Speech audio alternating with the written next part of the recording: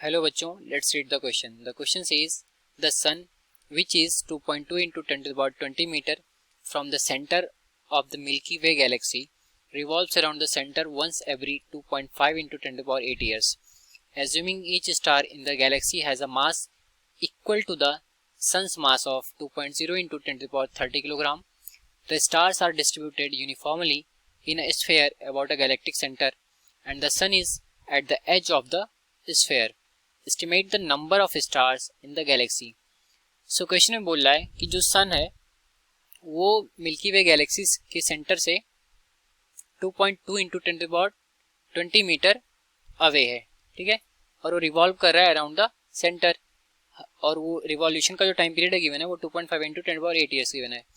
बोला कि अगर हम हर एक स्टार को ये माने कि जिसका मास इक्वल है सन के मास के, जो कि 2.0 into 10 to the power 30 kilogram है, ये यूनिफॉर्मली डिस्ट्रीब्यूटेड है around the galactic centre like a sphere, ठीक. और ये जो गैलेक्टिक सेंटर है, सॉरी ये जो स्फेयर है, इसके एज पर हमारा सन है, तो हमें बताना कि नंबर ऑफ स्टार्स इस गैलेक्सी में कितने होंगे. तो सॉल्व करेंगे इस प्रॉब्लम को. नोट डाउन करेंगे पहले अपना की कॉन्सेप्ट, ठीक है. तो हमारा की कॉन्सेप्ट यहाँ पर क्या होगा उसको नोट डाउन करते हैं.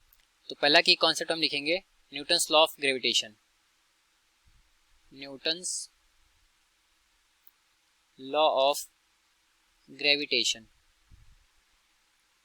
न्यूटन्स लॉ ऑफ ग्रेविटेशन क्या कहता है कि किन्हीं दो मासेस के बीच में जो लगने वाला फोर्स होता है दैट इज Fg, ये इक्वल होता है हमारा उन दोनों के मासेस के प्रोडक्ट के और उन दोनों के बीच के सेपरेशन के स्क्वायर के, ठीक है. हमारा M1 M2 क्या हो गया, उन दोनों जो ऑब्जेक्ट उनके मासेस हो गए, जी हमारा यूनिवर्सल ग्रेविटेशनल कांस्टेंट हो गया, और R हमारा इन दोनों मासेस का सेपरेशन हो गया. ये हो गया हमारा न्यूटन्स लॉ ऑफ ग्रेविटेशन.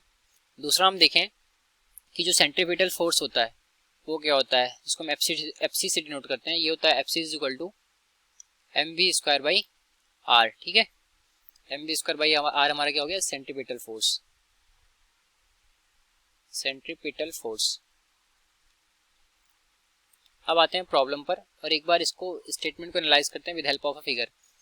तो बोल रहा है कि जो गैलेक्सी है उसका जो सेंटर है, जिसको इसने नाम दिया क्या, गैलेक्टिक सेंटर, ठीक. तो सपोज करें ये हमारा गैलेक्टिक सेंटर हो गया. इसके अराउंड जो स्टार्स हैं वो डिस्ट्रीब्यूटेड है लाइक दिस, ठीक है. ये किसी स्फीयर में डिस्ट्रीब्यूटेड है और इनके जो इस स्फीयर के एज पर, मतलब अगर हमारा ये एज मान लें इस स्फीयर का, तो एज पर हमारा क्या है, सन है, ठीक है. ये हमारा यहाँ पर कहीं सन है और ढेर सारे स्टार्स ऐसे यहाँ पर डिस्ट्रीब्यूटेड है इसमें. तो हमें इन स्टार्स की जो नंबर ऑफ है वो बताना कितना होगा. हमें इन दोनों के बीच का सेपरेशन गिवन है, सन और गैलेक्टिक सेंटर के बीच का, ठीक. और सन का मास भी हमें गिवन है. ये हमारा फिगर हो गया. तो अब आते हैं प्रॉब्लम पे. तो यहाँ पर जो फोर्स लग रहा होगा हर एक स्टार पर या फिर सन पर, वो सेंटर की तरफ लग रहा होगा, टुवर्ड द सेंटर, जो कि सेंट्रीपिटल फोर्स हो जाएगा, और वो बैलेंस होगा किससे, इसके ग्रेविटेशनल फोर्स से, ठीक है. Fg से ये बैलेंस हो जाएगा. तो यहाँ से जो सेंट्रीपिटल फोर्स होगा ये इक्वल टू हो जाएगा हमारा फोर्स ऑफ ग्रेविटेशन से, ठीक है. यहाँ पर हम Fc और Fg की वैल्यूज डालते हैं. Fc की वैल्यू कितनी हो जाएगी, mv स्क्वायर बाई आर, और Fg की वैल्यू कितनी हो जाएगी, g mass of a sun into stars का मास, ठीक है. तो अगर नंबर ऑफ स्टार्स हम लेट कर लें n है, तो हर एक का मास तो सन के बराबर है, तो n टाइम्स m हो गया हमारे स्टार्स का mass divided by separation that is r square. हमें यहाँ पर n की वैल्यू को ही फाइंड आउट करना है, ठीक है. तो r से r कैंसिल होगा,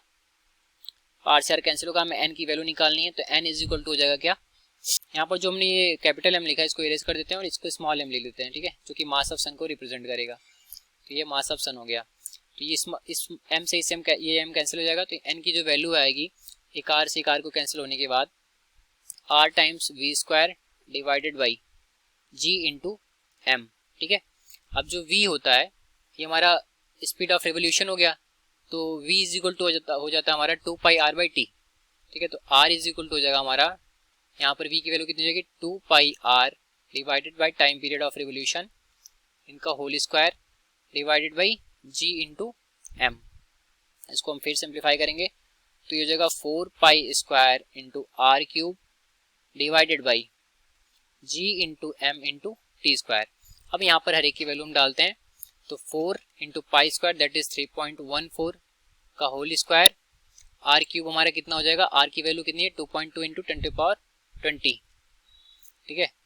तो आर क्यूब हम लिखेंगे यहाँ पर 2.2 इंटू 10⁻20 और ये हो गया हमारा होल क्यूब और ये डिवाइड हो जाएगा किससे, GMT² से। तो G की वैल्यू थी 6.67 इंटू 10⁻11 और M जो हो जाएगा हमारा वो हो गया 2.0 इंटू 10⁻30, 2.0 इंटू 10⁻30 किलोग्राम। और टाइम पीरियड को हम लिखते हैं 2.5 इंटू 10⁸ ईयर्स और इसका स्क्वायर। ठीक है, इसको हम सेकंड में नहीं कन्वर्ट कर रहे हैं क्योंकि जो n आएगा वो हमारा एक जस्ट एक इंटीजर होगा, इसकी कोई यूनिट नहीं होगी।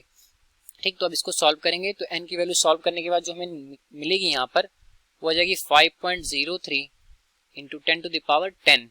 ठीक है, या फिर हम इसको अप्रॉक्सीमेट करके लिख सकते हैं कि 5 इंटू 10⁻10 नंबर ऑफ स्टार्स।